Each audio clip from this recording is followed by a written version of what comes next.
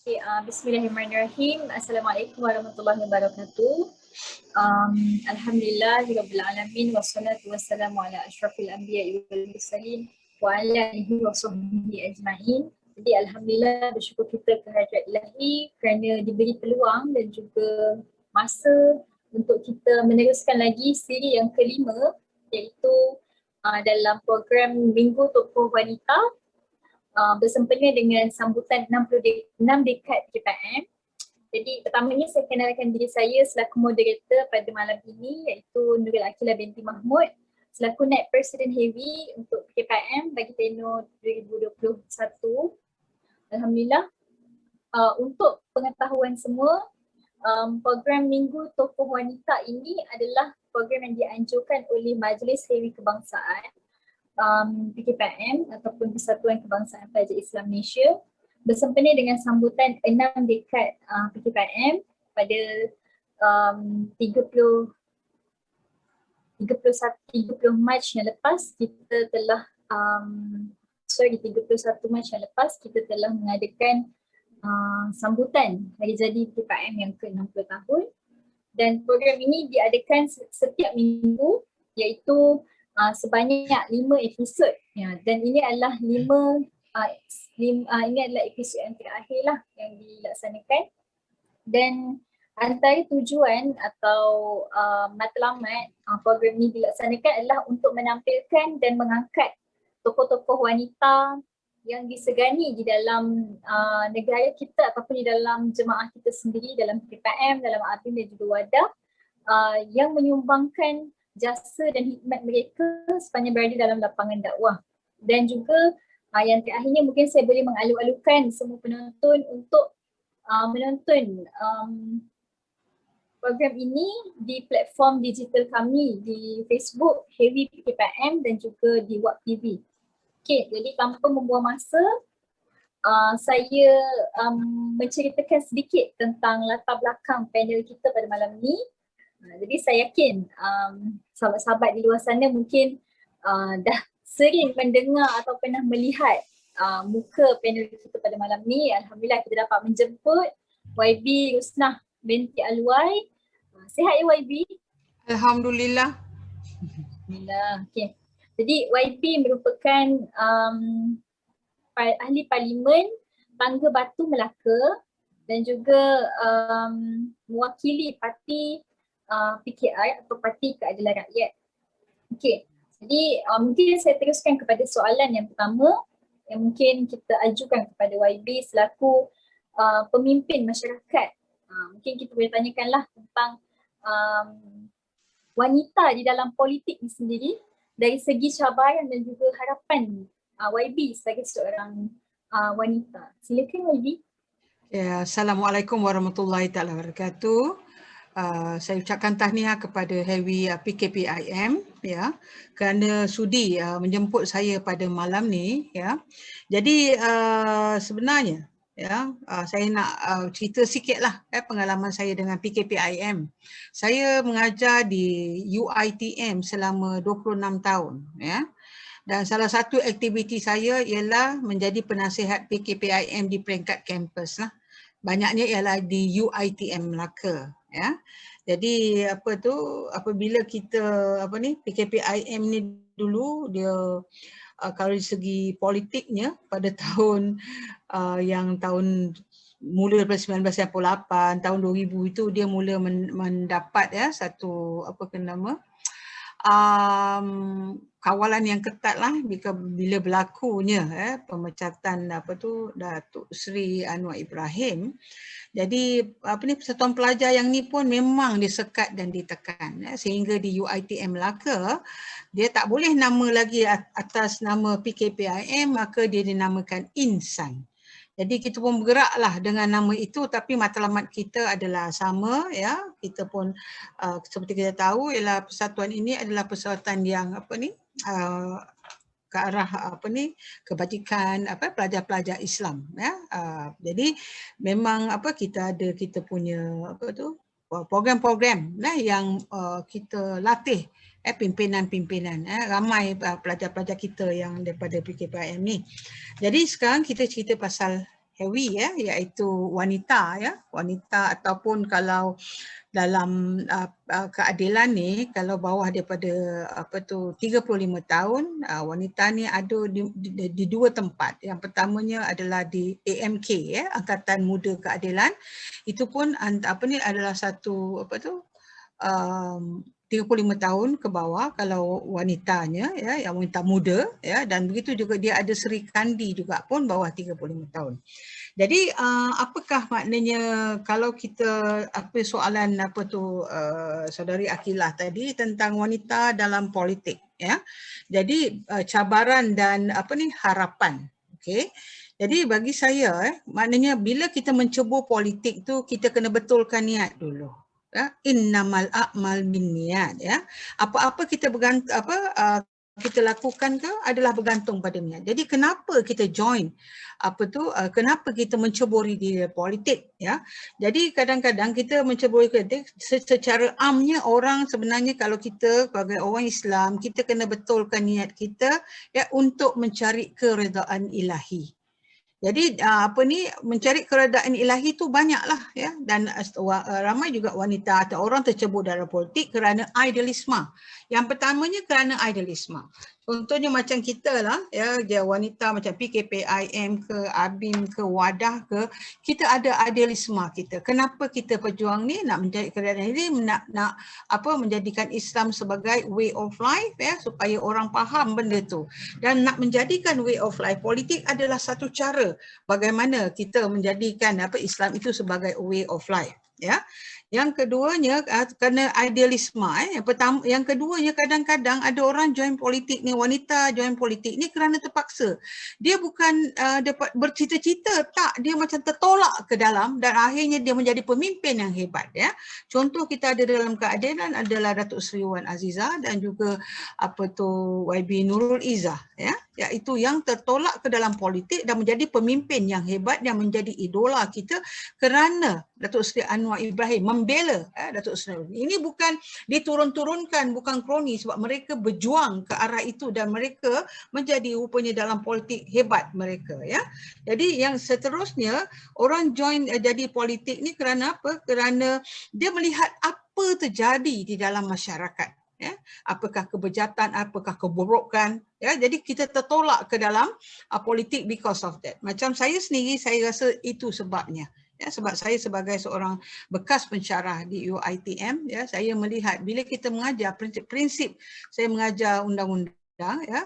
Jadi bila kita mengajar prinsip undang-undang tu, banyak prinsip-prinsip yang kita ajar tu bila kita lihat realitinya dalam negara kita, dia kita nak jawab student pun payah. Kenapa jadi macam contohnya undang-undang ni adalah demi keadilan. Tetapi bila demi keadilan kita tengok banyak kes-kes ni macam keadilannya prinsip-prinsip keadilan ni tidak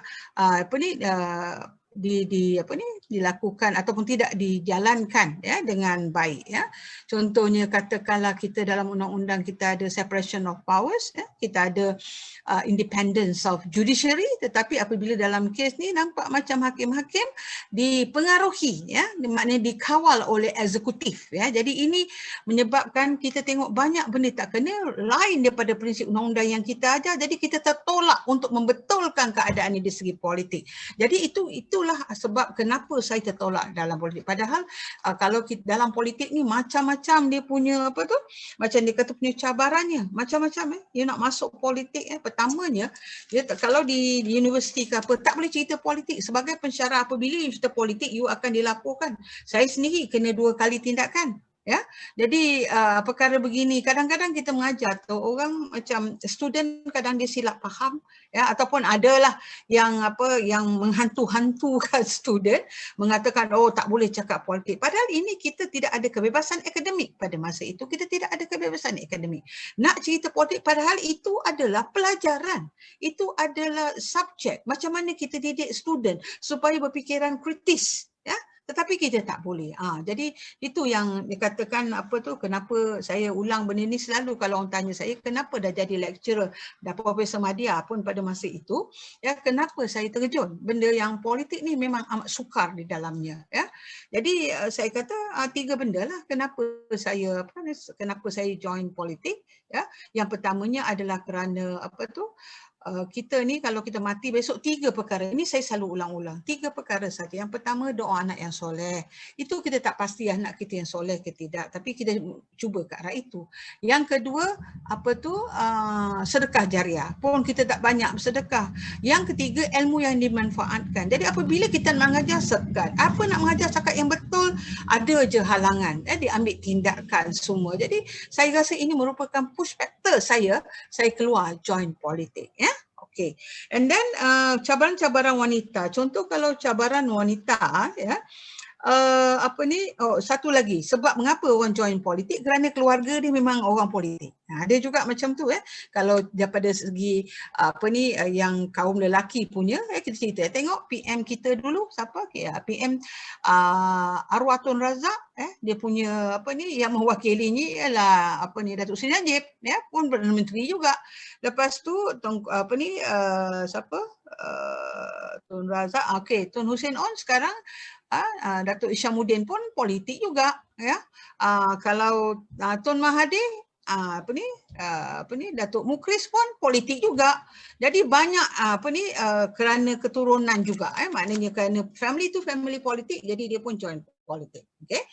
Jadi sekarang bagi wanita, bagi saya cabaran, wanita itu ialah yang pertamanya, wanita ini dia bila dia join politik, dia kena imbang diri dia antara tugas kepada keluarga dengan tugas kepada politik dan masyarakat. Itu dia punya cabaran pertama, ya.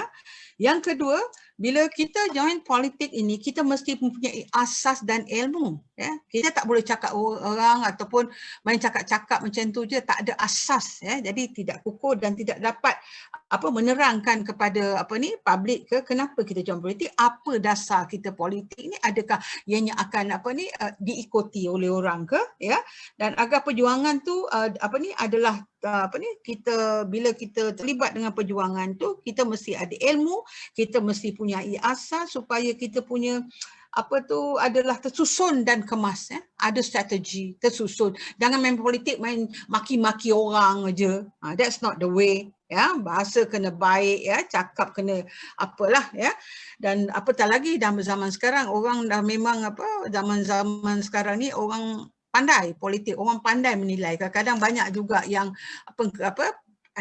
penganalisis politik yang tak bertauliah ni pun ramai juga, suka hati dia aja, ya. Yang ketiga adalah kerana contohnya cabarannya adalah keluarga, ya, terutamanya suami. Adakah dia faham? Kerana bila kita berpolitik ini masa kita, ya, masa banyak diambil di luar selalunya, ya. Jadi adakah memahami, adakah beri kebenaran, dan adakah ia memberi sokongan? Sokongan ni banyak ni lah, ya. And then adakah punya contohnya kitanya dalam politik juga ada mempunyai cabaran gender, sama ada kita nak ke depan, adakah kaum lelaki ni beri kita ruang dan membuka peluang kepada kita, adakah macam mereka memandang rendah pada kita, ya. Saya kagum dengan negara-negara Skandinavia, ya, contohnya Finland, Sweden, apa lagi Denmark, ya. Negara-negara ini kalau diukur, dia punya tahap kebahagiaan warga negara dia tinggi. Sistem kebajikan dia bagus, ya. Dan negara-negara di Skandinavia ni banyak dipimpin oleh wanita. Jadi bagi saya, itu adalah harapan saya. Harapan saya ialah, ya, wanita, ya, ada antara jumlah tertinggi pengundi, ya, antara jumlah wanita yang boleh mengundi dalam negara kita adalah tinggi, ya. Kalau tidak pun sama, tapi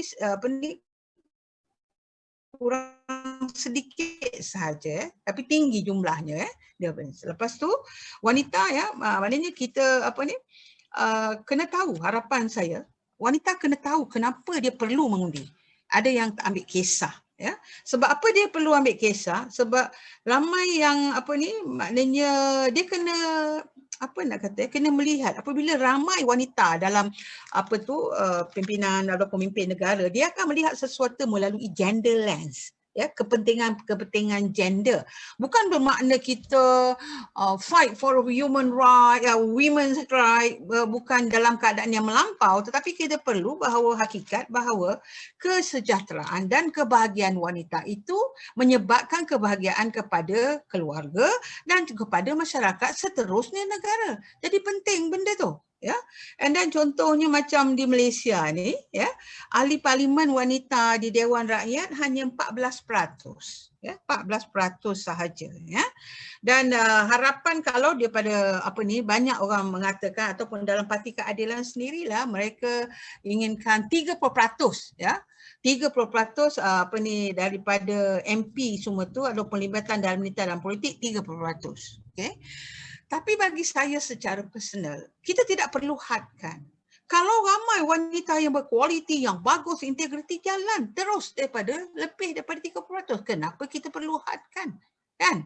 Jadi, dan juga bagi saya, kalau katakanlah pemimpin wanita, jumlah wanita yang bagus dari segi politik yang boleh ke depan apa semua ni, kurang, kenapa kita nak jadikan dia pemimpin ataupun nak angkat dia juga kalau dia tidak berkualiti? Tetapi saya percaya wanita Malaysia ini banyak ilmu, pelajaran tinggi, ya, dan perkara ini untuk macam mana jadi pemimpin yang baik ini ada yang kita, tapi banyak benda yang boleh dipelajari, ya. Jadi itu adalah saya punya dari segi apa itu, ya, pelibatan wanita politik, apa dia punya cabaran dan apa saya punya harapan. Okey, soalan pertama. Okay, terima kasih kepada YB atas kupasan yang pada saya sangat menarik lah, yang membuka mata kita melihat bahawa pentingnya betapa pentingnya wanita itu berada dalam politik dan betapa banyak cabaran yang dihadapi. Mungkin tadi YB ada sebutkan soal keluarga, soal komitmen bersama anak, suami dan sebagainya, dan itu kita tidak nafikanlah sebab sebagai seorang wanita yang berkejaya memang itu adalah konflik yang memang kita akan hadapi, dan macam mana YB kata kita kena selesaikan konflik tersebut dengan cara yang baik, dengan aman. Mungkin boleh bawa bincang dengan suami, macam mana nak urus anak dan sebagainya, itu kita boleh bahagi-bahagikan masa lah. Yang penting wanita itu kena ada di dalam politik supaya mereka dapat melihat dunia dan dapat melihat bahawa masyarakat memerlukan perempuan untuk memimpin, bukan sahaja lelaki, untuk mendapatkan keseimbangan di dalam sebuah negara lah. Jadi mungkin saya pergi kepada soalan yang kedua, iaitu berkaitan dengan tadi YB mungkin ada sebutlah sedikit tentang pentingnya wanita itu berada dalam politik secara langsung, dan mungkin saya boleh minta untuk YB jelaskan secara detail berkenaan dengan kenapa wanita ini perlu ada di dalam politik ataupun perlu berada di dalam sesebuah parti, maupun di peringkat parlimen ataupun di peringkat DUN. Jadi mungkin YB boleh bahas sikit lah. Kita hidup macam jumlah rakyat Malaysia ni separuhnya wanita, ya. Dan kita ni banyak cakap hak wanita ditekan semua. Kalau kita sendiri tidak berada di dalam itu, siapa nak memperjuangkan hak kita? Sebab itu kita mesti terlibat, maknanya wanita kena terlibat dalam politik ini kerana ini kesaksamaan gender. Ya, bukan bermakna macam saya cakap tadi, bukan bermakna apabila kita saksama tu, ya, orang ni nak panjat tiang elektrik, kita pun panjat tiang elektrik. Bukan macam tu. Macam kita tengok dari segi fitrah, apa perkara macam tugas-tugas yang boleh, ya, wanita itu jangan kita terlampau memikirkan mesti nak sama rata lah ini, melalui dalam keadaan yang ekstrim seperti yang diperjuangkan oleh setengah-setengah ni lah, ya, macam aktivis wanita yang tidak memandang kita punya macam prinsip, dia sesuai dengan masyarakat, ya. Jadi maknanya sekarang ni, ya, wanita terutamanya dia penting dalam masyarakat. macam saya cakap tadi, keluarga, masyarakat, seterusnya. Okey, jadi lebih ramai yang terlibat akan menjadi faktor sebagai pressure group. Pressure group. Bila wanita ramai terlibat, dia melihat sesuatu tu dipanggil sebagai istilahnya gender lens, ya. Jadi dia akan menjadi pressure group. Contohnya katakanlah, apabila dalam bidang pendidikan, kita tahu dalam bidang pendidikan ramai lecturer adalah terdiri daripada wanita, ya. Cikgu pun ramai daripada segi wanita. Jadi kalau kita terlibat dalam politik, bagaimana undang-undang dibuat? Contohnya, adakah kita boleh menjadi pressure group? Contoh kalau cikgu-cikgu dia mengajar, kebajikan dia macam mana? Contoh masa PKP ni lah, dia sibuk mengajar PDPR, tapi anak dia yang kat rumah tu dia macam mana? Macam mana? Ya, jadi macam mana kebajikan itu boleh dipikirkan tak perkara begitu susahnya. Pada masa sama dia nak mengajar, pada masa sama anak dia nak kena juga buat PDPR. Sangat mencabar. Jadi kalau kita dapat lihat bagaimana perkara ni kita boleh berikan kebajikan pada guru, bagaimana kita sokong dia dari segi facilities dia, ya. Lepas tu macam contohnya bagaimana contoh sistem sosial ni dapat membantu dan memudahkan wanita, ya. Jadi lepas tu bagaimana penjagaan anak-anak mereka? Apakah pusat penjagaan kanak-kanak disediakan di tempat kerja? Pada masa dulu memang diceritakan pasal penjagaan anak-anak di tempat kerja ini, ya. Tetapi kita tak tahu how effective it is. Hari tu masa kita kerajaan PH tu memang kita pentingkan tu, ya, timbalan Perdana Menteri juga, iaitu Menteri Wanita dan Kebajikan, iaitu Datuk Seri Wan Azizah dan juga YB Hanayo, cakap pasal benda-benda ni. Jadi maknanya sekarang ni adakah ianya diteruskan? Jadi kalau you lihat macam mana kepentingannya ini, bagaimana adakah contohnya wanita terus dibebani, contohnya katakanlah wanita ni cikgu-cikgu ni ataupun lecturer ni, dia masa dia cuti bersalin, adakah dia masih terus kena marking papers? Ada tak itu menambahkan? Ini benda-benda ini kita biasa tengoklah perkara ini. Jadi kalau kita tidak ubah, benda-benda ni kita ubah melalui undang-undang. Jadi kalau wanita tidak dalam politik, tak menjadi MP atau yang membuat undang-undang, tidak menjadi pressure group, jadi kepentingan mereka itu tidak dapat dilihat dengan baik. Padahal apabila kebajikan wanita dijaga dengan baik, maka insya-Allah keluarga akan dapat kebaikannya dan masyarakatlah dia punya inilah. Jadi bagi saya itu adalah kenapa wanita banyak lagi kenapa wanita tu dia mesti terlibat dalam politik untuk jadi pressure group. Kalau wanita kadang-kadang dia dari segi harga barang contohnya. Wanita ni hidup dia beli harga barang, dia punya ni, masak dia, dapur dia. Jadi kalau harga barang terus naik, macam mana nak itu? Mesti melalui tekanan politik. Jadi kalau you sendiri tahu apa keperluan-keperluan kita, apa keperluan kita sebagai wanita, dan sebab kita ni yang sangat penting, jangan nampak pasal keluarga, pasal apa-apa saja, dalam bidang apa saja. Jadi kita mesti menjadi pressure group. Kita tahu apa undang-undang yang buat, undang-undang yang bagaimana yang kita perlu perjuangkan untuk menjaga kebajikan dan juga family dan juga masyarakat dan seterusnya negara. Ramai juga yang dikatakan hari itu, ramai wanita bila lepas kahwin berhenti kerja. Padahal mereka adalah golongan yang produktif untuk menaikkan negara dari segi dari segi skill yang mereka ada ramai. Itulah setakat itu soalan nombor 2 tu. Okey, terima kasih YB. Jadi betul lah bila YB sebut soal bila wanita berkahwin dia akan berhenti kerja sebab dia rasa anak siapa nak jaga, suami tak terurus dan sebagainya kan. Jadi mungkin sebab tu dia rasa dia perlu berhenti kerja. Sedangkan komitmen makin bertambah. Dari segi keuangan, terpaksa suami bekerja part time dan sebagainya lah kan. Jadi saya yakin seperti yang Hafsah sebutkan di dalam bukunya, dia kata bahawa wanita itu perlu dibimbing supaya dapat berjalan dan dipapah supaya jangan jatuh. Jadi benarlah bila Hamka sebut tentang perempuan ni, supaya perempuan ni bukanlah nak dikatakan lemah sehingga tidak boleh berjalan sendiri.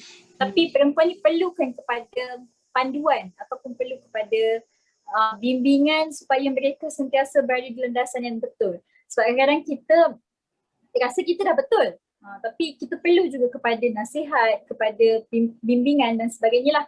Dan sebab itulah mungkin yang pusingan ketiga ni saya boleh tanyakan kepada YB, apa nasihat yang terbaik yang boleh diberikan kepada wanita ataupun kepada adik-adik Hewi di luar sana yang mana mereka sekarang ni rasa tak semangat untuk berada di lapangan disebabkan semua program online dan sebagainya, dan mereka pula rasa macam seolah-olah tidak sesuai ataupun dia bukan the chosen one lah. Maksudnya dia rasa macam dia bukan yang terpilih untuk berada di dalam PKPIM dan sebagainya. Mungkin YB boleh bagi nasihat atau kata-kata semangat lah untuk mereka supaya mereka sentiasa istiqamah dalam PKPIM sehingga ke akhirnya. Okey. Selalu juga saya cakap ni sebab ini adalah pegangan-pegangan saya yang bagaimana dan kenapa dan untuk terus istiqamah dalam politik. Ya. Perkataan dia tak mampu. You belum cuba, you tidak tahu sama ada mampu ke tidak. Macam saya selalu ingat, kita tak tahu berapa pantas kita boleh berlari sehingga kita dikejar anjing. Ya. Bila kita dikejar anjing, tak tentu harah kita lari. Rupanya, kita boleh berlari rupanya. Ya. Kalau kita dengan madah berhelah ni, siapa nak perjuangkan hak kita? Hak daripada kita punya rakyat, daripada kita punya kepentingan dalam tu, ya. Lepas tu, kenapa kita macam contohnya, jangan jadikan perkara itu sebagai satu alasan, jangan menjadikan perkara itu sebagai alasan, iaitu man ra'a minkum munkaran. Apabila kamu melihat kemungkaran, kamu kena ubah. Yang ada kuasa, kuasalah. Yang tak boleh bercakaplah. Janganlah asyik membenci dalam hati selemah-lemah iman. Apa cara kita boleh buat? Kita boleh banyak macam-macam peringkat. Yang boleh memimpin, memimpin. Yang boleh buat kerja-kerja sokongan, buat kerja-kerja sokongan. Ya. Perlu ambil tahu dan ambil peduli. Ya. Sebab itu Hari Wanita tahun ni dia katakan choose to challenge. Memilih untuk mencabar. Mencabar apa? Mencabar diri sendiri dalam perkara-perkara begini. Takkan nak tengok kesian, kesian. Tapi apa yang kita boleh buat? Kan? Kita boleh buat macam-macam cara. Kita tak boleh diamkan saja melihat segala perkara-perkara ni orang lain. Kalau kita harap orang lain, yang kita ni macam mana? Sebab itu ada konsep fardu kifayah dan fardu ain dalam kita punya agama. Yang mana kita kena turun apa semua, dan bagaimana maknanya kita sini contohnya bagaimana undang-undang digubal, macam kita tiap-tiap hari harga barang makin naik, peluang-peluang pekerjaan. Kalau kita tak ambil tahu, sekarang banyak graduan yang menganggur. Lepas tu bila kerja dah penat-penat study gaji 1,200 je kan. Takkan sedih tu. Jadi ini adalah projek-projek, ini peluang pendidikan macam mana, peluang dalam perniagaan. Jadi kita benda ni semua kita fight melalui politik, tapi cara dia berbagai-bagai lah, dan bukan saja kalau macam kita, kalau kita tak boleh nak ke depan, kita macam-macam cara kita boleh sumbang. Yang pertamanya idea. Kalau tak boleh ke depan, idea. Kalau tak ada idea, kita boleh bantu sikit-sikit melalui kewangan. Jangan selemah-selemah iman, pandang je. Idea tak ada, kewangan tak ada, masa pun tak boleh beri. Contohnya kita bila dalam dekat universiti ni, idealisme bukan main lagi nak berjuang. Tetapi apabila kita kawan-kawan kita, contohnya adakah kawan kita yang sibuk dengan politik, kenapa yang lain yang tak boleh mencebur politik tak boleh tolong jaga anak dia? Kan? Ini benda-benda ni, rangkaian ini perlu diwujudkan supaya kita membantu antara satu sama lain macam-macam. Lagi satu, kita boleh sumbang tenaga. Ada program-program ni, kita boleh tolong susun ni, tolong print paper, tolong dokumen ataupun makanan kita tolong pack kan. Lepas tu banyak kan idealisme dalam pergerakan pelajar ni, saya selalu punya dia. Kita masuk kampung, buat program-program himat masyarakat. Sebab perkara-perkara kita buat program, yang pertama mesti ada kertas kerja. kan, kelulusan HCP. Betul tak? Dia untuk apa? Supaya kita faham macam mana besok bila kita di luar pun, masyarakat luar, kita perlu ada benda tu. Kebertanggungjawatan, ya. Jadi macam mana kita nak plan, macam mana kita nak handle orang, macam mana kita benda-benda skill ni lah, ya. Mana kita perlu ada ilmu, kita perlu kadang-kadang kita tak tahu. Kita pun kadang kita terlibat tu macam apa ni, macam alah apa ni, sebagai memenuhkan kadang-kadang kalau kat universiti kan ada kad merit, you ada persatuan tak? Tak ada persatuan, tak boleh libat. Jadi jiwa tu, hati tu kalau tak nak belajar, ya, benda tu payahlah. Jadi saya rasa kita apa ni anak-anak Helwi ni semua, ya. Jadi benda-benda macam ni kita tak boleh ada alasan lah, ya. Memang ada orang apa, tapi cubalah sedaya upaya dengan pelbagai cara. Kalau tidak, siapa yang nak bela? Kita tengok apa yang berlaku dekat dunia ni, ya, terutamanya orang Islam. Macam-macam dia apa kan, tengok saja dekat Kashmir. Habis kalau kita tak membaca, kita tak ambil tahu apa terjadi, siapa nak bantu mereka? Kan kita dengan apa ni tidak sempurna iman seseorang kamu kalau kamu tidak sayang apa ni saudara kamu seperti kamu sayang diri sendiri. Berlaku macam-macam saja. Macam apa dekat apa ni, dekat Syria apa terjadi, ya. Dekat mana? Dekat apa, orang-orang Uyghur di apa ni, di China, ya. Rohingya. Jadi siapa nak tolong ni? Ini bukan isu-isu Islam saja, ini adalah isu kemanusiaan. Jadi kita kena jadi orang yang sensitif dan peka apa yang berlaku sekeliling kita.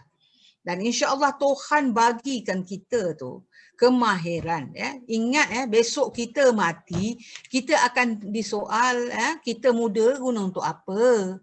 Kita sihat ni guna untuk apa? Kan? Masa ni kita buang kat mana? Right? 5 perkara sebelum 5 perkara lagi. Jadi apa lagi tu, ya. Jadi perkara-perkara begitu kita kena ada. Bukan saja kita betul, ya kan, lagi satu, kita politik ni kita nak membantu orang. Niat kena betul lah, jangan masuk politik sebab nak projek, nak apa, itu mengarut lah, ya. Maknanya you kena ada idealisme dan you tahu apa you perjuangkan, ya. Jadi contohnya apabila apa ni tadi, contohnya apabila you buat perkara, apabila apa ni kita terlibat dalam politik ni dan apa semua, ada banyak yang kita nak perjuangkan. Betulkan niat, isikan isikan ilmu di dada, ya. Kena tahu apa yang kita hendak, apa matlamat kita dalam hidup ni, ya. Jadi kalau matlamat kena betul, niat kena betul, cara kena betul, ya. Jadi kadang-kadang kita apa-apa yang berlaku kat dunia ni, Tuhan, ya, dia tidak dia suruh kita buat benda tu. Segala apa yang diberikan kepada kita, nikmat-nikmat yang kepada kita ini ada tanggungjawab di belakang. Jadi kita lipatkan diri dalam level yang kita boleh, ya. Bukan semestinya kalau tak boleh nak jadi pemimpin, nak apa benda, jadi yang lain tadilah, macam-macam cara. Yang penting kita kena ambil tahu, kena peduli, challenge ourselves to do that. Of course, kenapa? Mencari keredaan ilahi. Saya rasa setakat itulah, ya, untuk anak-anak.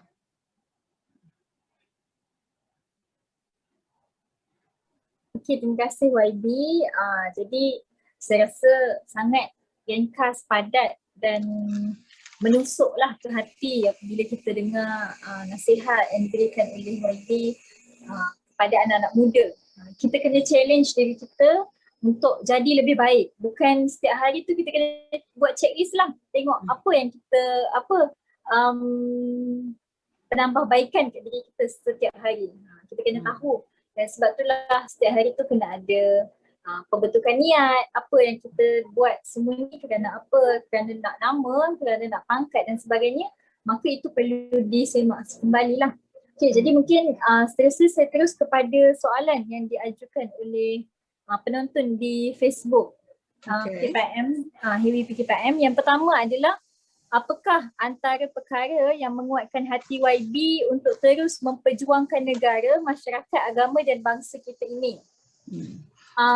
Kemudian yang kedua, boleh ke YB kongsikan apabila berada dalam suasana politik itu sendiri, apa yang YB terapkan supaya mereka di luar sana tidak memandang enteng kepada seorang wanita Yang ini biasa orang akan pandang rendah kepada perempuan sebab mereka rasa perempuan ni tak layak untuk jadi menjadi ahli parlimen, jadi ahli DUN dan sebagainya.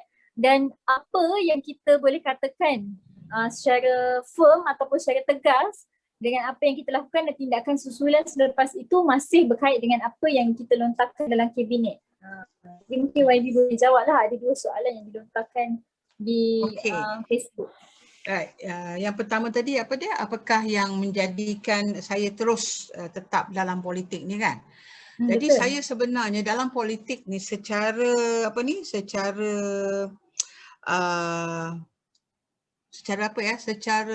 terus saya mula minat politik ni apabila saya tengok ialah masalah yang berlaku tahun 1998 itu. Tapi sebagai penjawat awam, tahu kawalan-kawalan kita tidak boleh ke depan ya.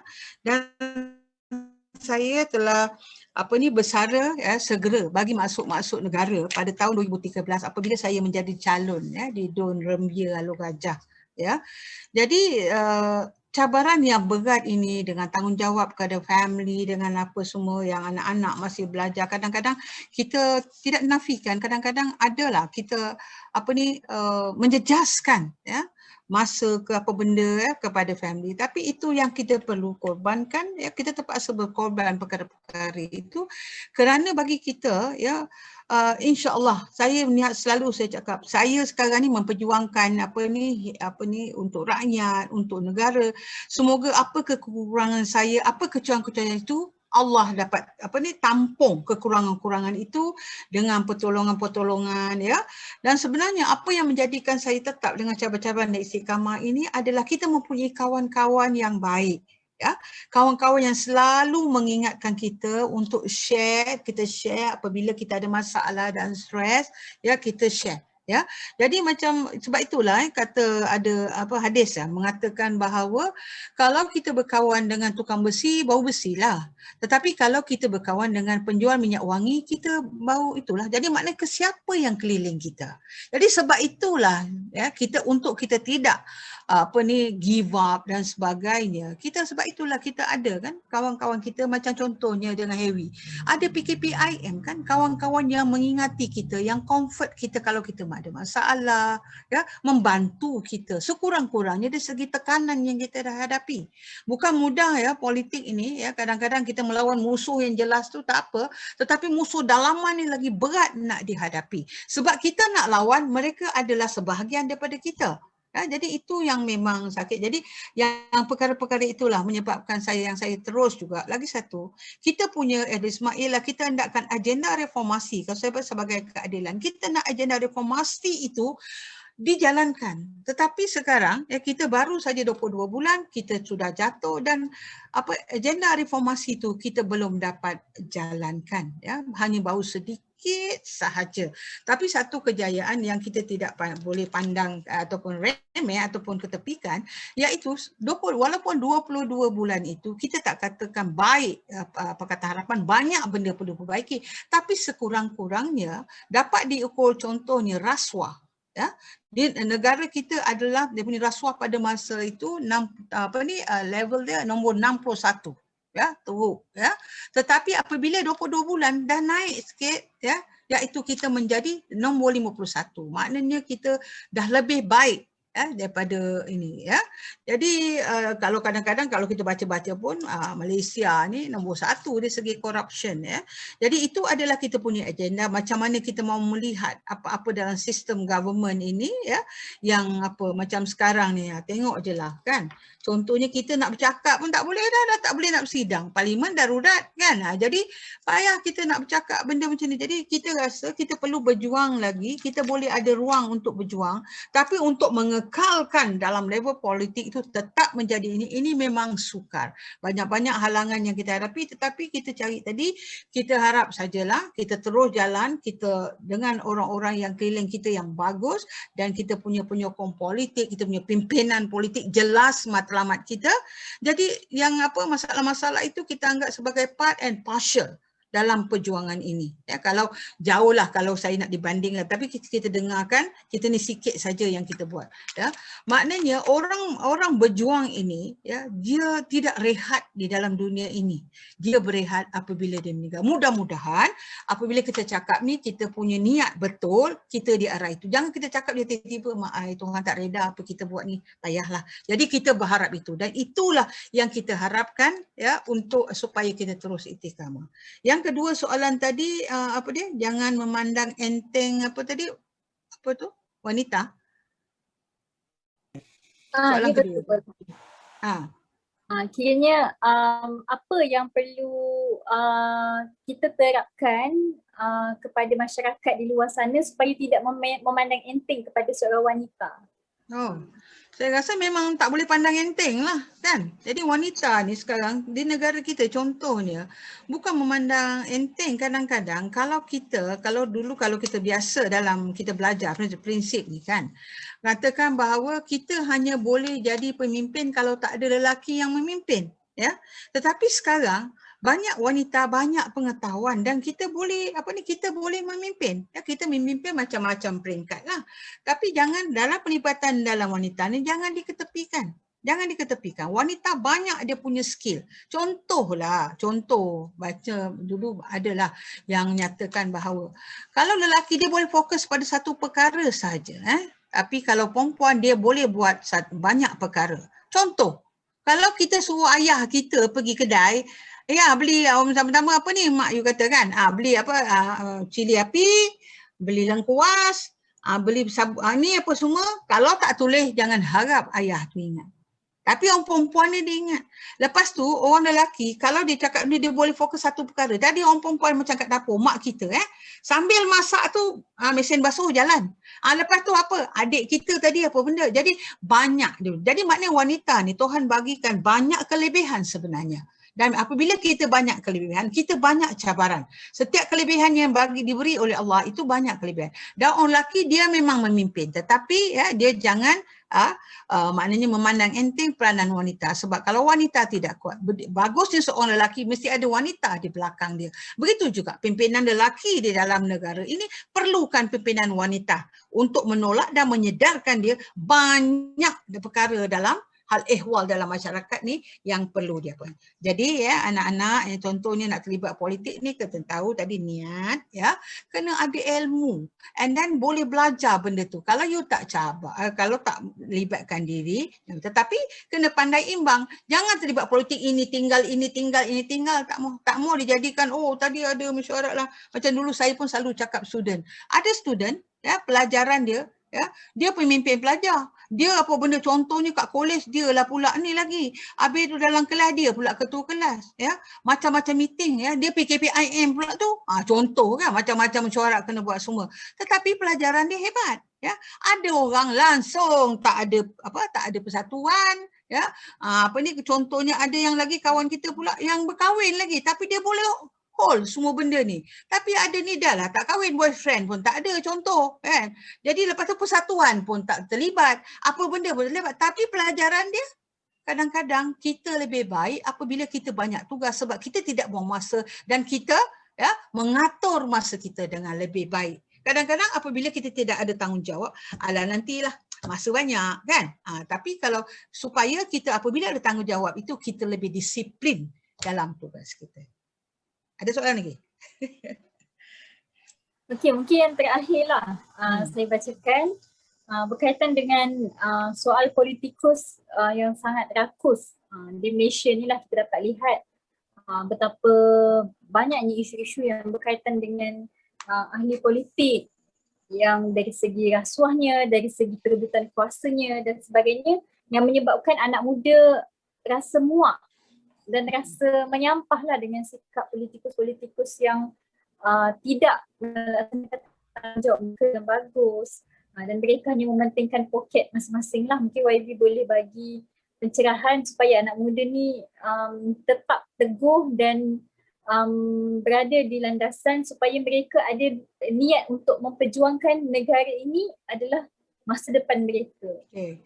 Jangan give up anak-anak kalau kita give up, benda tu akan menjadi lebih teruk. Seperti kita cakap Erdogan, Turki dia cakap apa?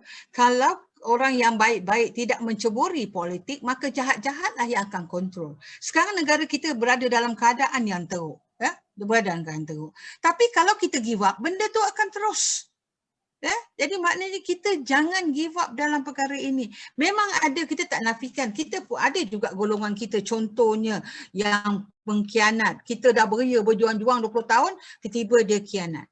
Tapi maknanya mungkin kita pun kita kena muhasabah diri juga. Sama ada kita selama ni kita punya kita punya jalinan antara kita tu, adakah kita ada komunikasi dan koordinasi yang baik, macam mana kita kontrol perkara ni, Jadi maknanya sekarang apabila perkara ni berlaku, banyak juga dia punya hikmah supaya besok kita nak pilih pemimpin, kena pilih yang betul-betul. Mungkin hari tu kita dah rasa dah betul lah, tapi tersilap. Tapi perjuangan ini masih panjang. Jangan give up. Kalau kita give up, apa jadi kepada anak-anak muda kita, kepada golongan yang muda kita bakal pemimpin negara.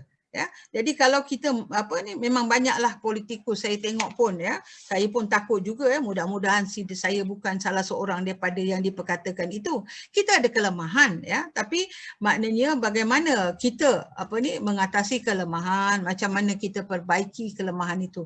But jangan give up. Terutamanya orang muda. Orang muda sangat penting kepada perjuangan. Kalau orang muda give up, orang tua ni dah nak senja. Jadi maknanya kalau tengok Datuk Seri Anwar tu umur dah 72 tahun, 73 tahun dah sekarang. Bagaimana dia punya masuk penjara, keluar penjara. Kita cakap ni kan kita banyak cerita politik pula, tapi sebenarnya memang kita cerita pasal politik, pimpinan wanita dalam politik. So maknanya kita jangan perkara begitu yang buat tu kita tengoklah balik, kita jangan, maknanya yang parti politik pun kena fikirlah, kalau dia nak memilih siapa menjadi calon ke, kena fikirlah benda tu. Kena tengok dengan betul. Jangan termakan dengan lobby-lobby dan janji-janji manis. Ada pemimpin politik ni suka sangat buat janji manis.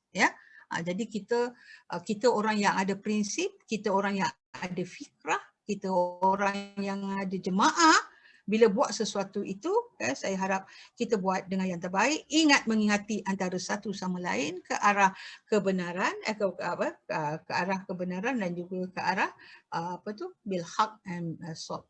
Jadi maknanya ke arah mengingati ke arah ke arah kebenaran dan juga ke arah kesabaran. Okey. Itu saja. Okey, terima kasih YB. Jadi sangat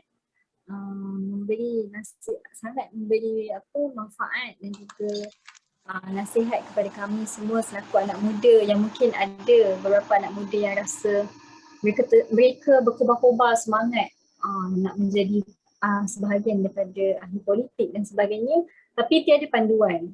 Jadi inilah mungkin garis panduan yang digariskan oleh YB. Yang paling penting adalah niat. Niat ni bukan hanya ketika kita mau masuk politik saja, tapi ketika kita melaksanakan suatu perkara. Perlu kena ada niat yang bersih, kena ada niat yang betul lah, iaitu untuk mencari kerajaan Allah. Niat kerana Allah SWT, insya-Allah akan dipermudahkan segalanya lah. Dan yang paling penting selaku anak muda, kita kena sentiasa muhasabah bersamalah supaya apa yang kita lakukan tidak sia-sia. Bukan hanya untuk kepentingan peribadi ataupun untuk dapat nama dan sebagainya, tapi mestilah untuk memperjuangkan anak bangsa ataupun untuk memperjuangkan anak-anak pada masa hadapan lah, untuk generasi mereka supaya mereka selesa dan sebagainya. Dan sebab itulah kita boleh katakan bahawa perjuangan ini belum berakhir dan ianya sedang bermula dan sedang dalam proses untuk ke hadapan lah, untuk lebih maju insya-Allah. Jadi akhir kalam saya ucapkan terima kasih kepada YB. Terima kasih sangat-sangat kerana meluangkan masa menerima jemputan daripada PKPIM, dan insya-Allah untuk akan datang kita sangat terbuka untuk menjemput lagi YB untuk sesi akan datang, insya-Allah. Kita sama-sama menjadikan ini adalah platform untuk wanita berbicara dan sebagainya lah. Jadi terima kasih kepada penonton yang menonton secara live di Facebook Heavy PKPIM dan juga Wak TV. Jadi akhirnya saya ucapkan wabillahi taufiq wal hidayah. Wassalamualaikum warahmatullahi wabarakatuh. Terima kasih. Waalaikumsalam warahmatullahi wabarakatuh. Ya, tetap tuang.